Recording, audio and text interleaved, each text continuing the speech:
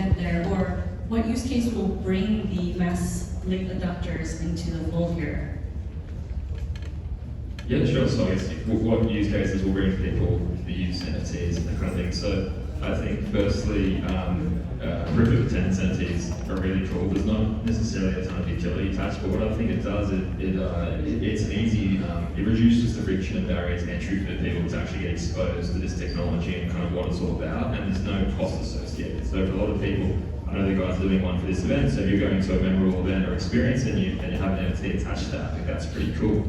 And off the back of that, I think ultimately industries that have like a lot of underlying commerce, like could be big airline ticketing, I see they're doing stuff like that, music concerts, events, going to the movies, like there's whole different kind of elements of commerce, but I think ultimately you want to try and integrate it where there's already a lot of revenue and people are familiar with certain purchasing activities, because if there is too many layers or steps, then you kind of lose people, especially at this kind of point in the race. And I'll jump in real quick, and before I answer, quick disclaimer, I do not speak on behalf of this company, this is just a casual observer. But I really think it's cool to see what Starbucks is doing, because they've been very intentional about approaching the marketplace with this kind of almost like anti-NFT verbiage, where it's like, you know, it's a digital collectible and all this stuff. You don't need crypto, you don't need a wallet. And you're talking about a giant multinational brand with 25 million loyal participants. Sorry, loyal participants. 27.4 actually, but go ahead. 27.4 million people that are already bought in, they already drank the Kool-Aid, right? And now with this Starbucks Odyssey, that stands to be probably one of the largest onboarding opportunities into Web3. So for me, my answer to that question would be anything that lowers the barrier to entry so low that your grandma can participate without knowing that she's participating in Web3. Can I just touch on one last item? I didn't mean to cut you off, but just so, one thing to put everything into perspective too, so 27.4 million loyalty members. As of last count in March, there's 30 million MetaMask users.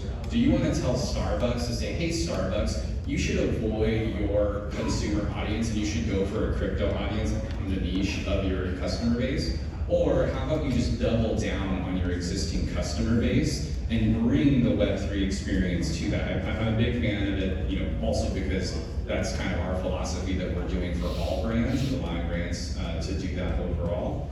But at the end of the day, it's the brands or companies or organizations are really focused on their customer and then adjacent, and then everything else will fall into that. You asked what needs to happen for mass adoption, right? I don't actually think it's going to be up to the consumer. They're going to end up utilizing this technology whether they know it or not. And the brands that we're working with, they're massive, and Starbucks is a great example. Their loyalty programs, their membership programs, they're just going to start using this technology. You won't even have to think about it anymore. The same way you don't think about using the internet. You don't have a whole lot of people boycotting the use of the internet for whatever application a program is running on. So I don't think there's anything we have to do to appeal to the general public. Well, and to the internet point, so Facebook and YouTube were what took the internet to 1 billion users. I believe NFTs via brands is what's going to take us to 1 billion users. Oh, Jonathan, can you give me an example? What will this look like in From a brand 5 years? I think just exactly what Jessica said is that, you know, the beauty of who here used hypertext transfer protocol this morning or sometime in the last couple of days? Every one of you did, because you use HTTP on your phones or wherever that's where you put the domain, okay? So it's gonna be the same thing on an NFT context, just like Jessica is saying here, is that it's really all about, and in the Starbucks context, is you're gonna be experiencing this within that environment that you're in already.